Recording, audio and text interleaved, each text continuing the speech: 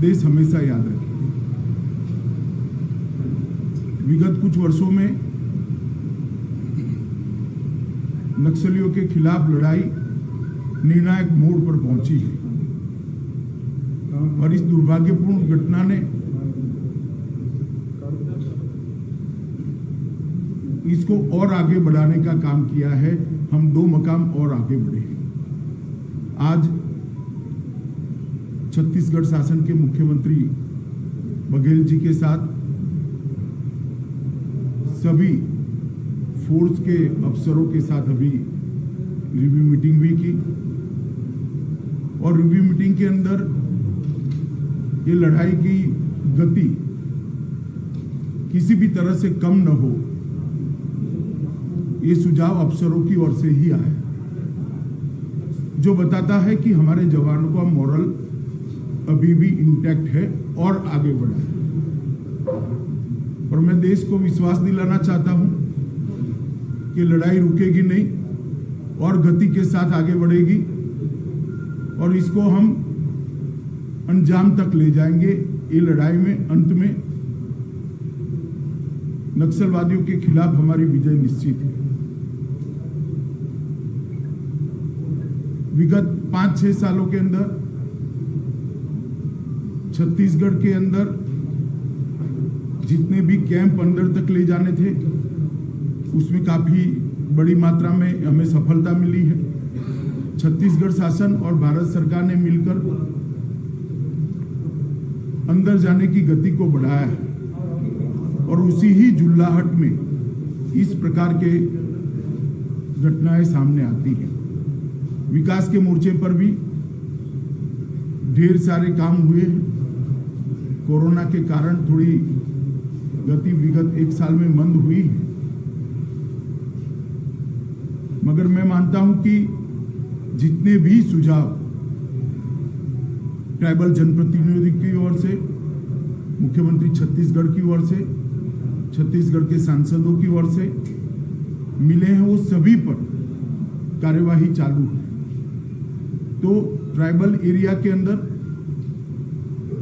एक और विकास के काम को तेज करना और हथियारी ग्रुपों के खिलाफ लड़ाई को तीव्रता के साथ आगे बढ़ाना और उसको अंजाम तक ले जाना। दोनों मोर्चों पर दोनों सरकारें मिलकर मक्कमता के साथ लड़ रही हैं। देश के प्रधानमंत्री मोदी जी ने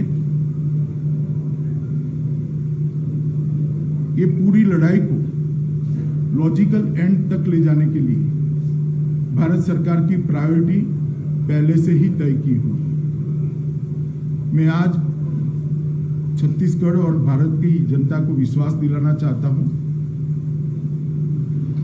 कि ये जो घटना हुई है इसके बाद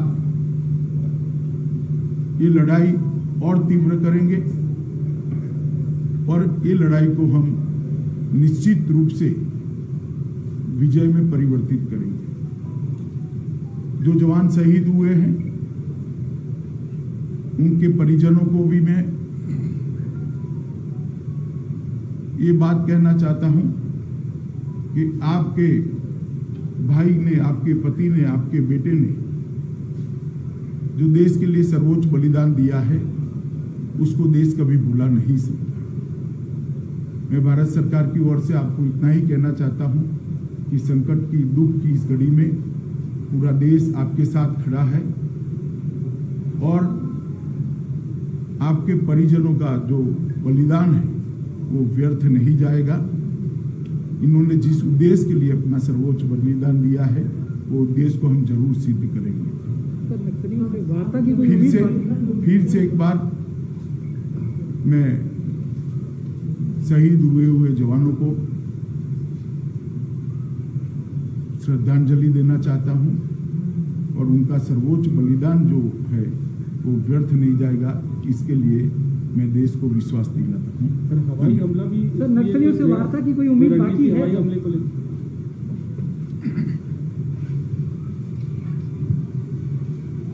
अभी जैसे गृह मंत्री जी ने आप सबसे चर्चा की और मैं भी जो शहीद हुए जवानों को नमन करता हूं, उनके सर्वोच्च बलिदान को प्रणाम करता हूं, साथ ही उसके परिजनों के प्रति संवेदना व्यक्त करता हूं।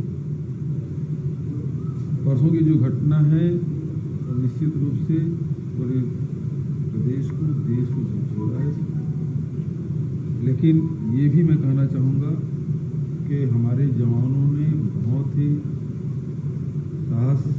साहस का परिचय देते हुए नक्सलियों का मुंहतोड़ जवाब दिया है। जबरदस्त ये मुठभेड़ मैं नहीं कहूँगा बल्कि एक युद्ध की स्थिति थी, जिसमें 4 घंटा तक ही लगातार हमारे जवान लड़ते रहे, जिसमें डीआरजी के, एसटीएफ के, कोबरा के और सीआरपीएफ के जवान शहीद हुए, घायल भी हुए हैं। और पहली बार ऐसा हुआ है कि नक्सलियों की जो नक्सली मारे गए उसके लाश भी लाए और उसके हथियार भी लाए। ये भी आपने देखा कि मीनपा की घटना भी हम आगे बढ़ के उनके साथ लड़ाई लड़े और उनको भी क्षति पहुंचाए। लगभग 26 नक्सली उस समय मारे गए थे। इस समय भी बड़ी संख्या में नक्सलियों के मारे जाने की सूचना है। 4 ट्रैक्टर में वो लाशें और घायलों को ले गए हैं, ये भी जानकारी है। कुछ दिनों में वो संख्या भी सामने आ जाएगा, 2-4 दिन में। तो नक्सलियों को भारी क्षति इसमें हुई है और ये वो एरिया है जिसमें जो उनका गढ़ कहा जाता है, उनका केंद्र कहा जाता है, और वहाँ हमारे लगातार कैंप खुल रहे हैं। मीनपा में पिछले समय घटना घटी, पिछले साल घटना घटी थी, आज हमारे कैंप खुल गए। तर्रेम में हमारे कैंप खुल गए। तो इस प्रकार लगातार बढ़ते जा रहे हैं और इनकी एक बखलाहट है जिसके कारण से ये घटना घटी है। और बहुत जल्दी वहाँ और कैंप खुलेंगे, जिससे जो माड़ के एरिया है उससे वो कट ऑफ हो जाएंगे। बीजापुर के इलाका जो नेशनल पार्क है उससे कट ऑफ होगा, तो वो बहुत सीमित दायरे में अब सिमट गए हैं। और भारत सरकार की तरफ से भी और राज्य सरकार की तरफ से भी जो विकास के कार्य हैं उस पर गति लाने का आवश्यकता है। सड़कें हैं और जो टेलीफोन की कनेक्टिविटी है और रोजगार के काम है, इसमें हम लोगों को तेजी लाने की आवश्यकता है।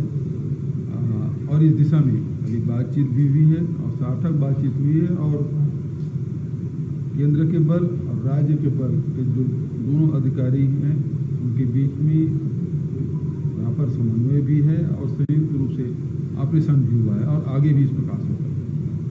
आज केंद्रीय मंत्री यहाँ पर हैं और नक्सली समस्या लगातार बढ़ते जा रही है। जो बैठक हुई है उस बैठक में आप पूरा विश्वास है कि केंद्र से आप जो सहयोग मांग रहे हैं वो सहयोग मिलेगा? बिल्कुल समन्वय है और हम लोग अपनी डिमांड रखे हैं। और जिस प्रकार से गृह मंत्री जी ने बताया कि ये कोरोना काल के कारण से कुछ विलम्ब हुआ है, मुझे पूरा विश्वास है कि हम लोग जो डिमांड किए हैं वो पूरा होगा। घटना को देख कर लग रहा है कि नक्सलियों के जो मुख्य गढ़ है वहाँ तक फोर्स पहुँची हुई है जी। ये मतलब ये देखा जाए कि घटना की बहुत बड़ी उपलब्धि भी है। लोग मारे गए हैं, शहीद हुए हैं, अच्छी बात, मतलब बुरी बात नहीं है।